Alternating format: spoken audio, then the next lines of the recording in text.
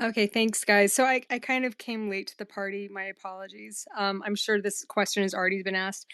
Um, Yehoshaphat, thank you so much for taking the time tonight to even do this. I know you're busy, but I have a really direct question, and forgive me if this has already been asked. Okay.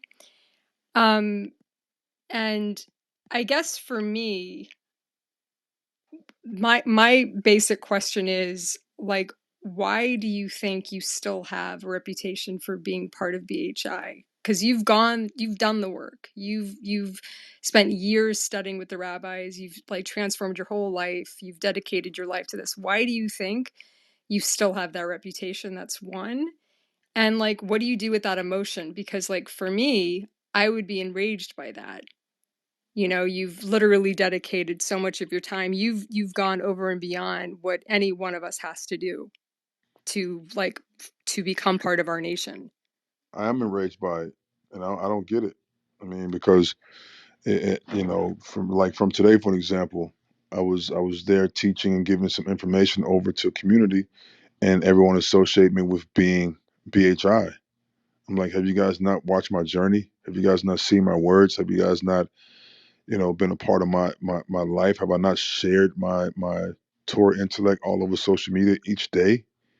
But yet, having an interview and trying to edify people and to eradicate hate becomes me being with BHI or being a BHI. Like I don't get it. So it's very upsetting for me.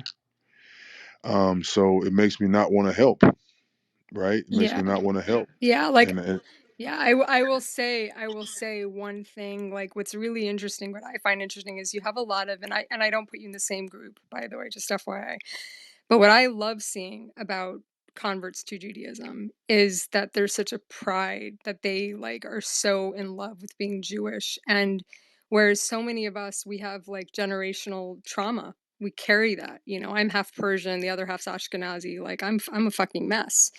But we, you know, we carry that in our DNA, we carry that in our energy. And then you have these people who come along and they are so proud to belong to our people and they shine and there's no fear, there's no trembling knees. And so for me to hear your story, you know, I'm like, you could be the best advocate that we have, really. And it is disturbing on some level that that is what you've experienced. But I also understand the questions, right? Like it's fair to also say, okay, so like what's going on here? Because it's so rare. So right, it makes sense on some level. Like you know, Jews, we innately have fear, you know, like that's absolutely. we innately do, you know, mistrust and have to question everybody's motives, like unfortunately. Yep.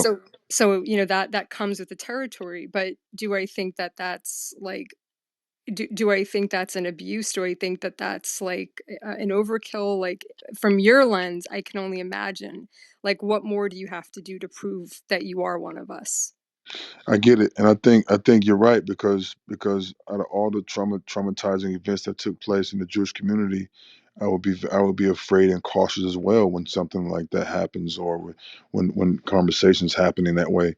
Right? That's only right, and I feel like on the other side as well, they because of slavery and these things and what's happening in America, I feel like the Israelite community also are very traumatized and concerned.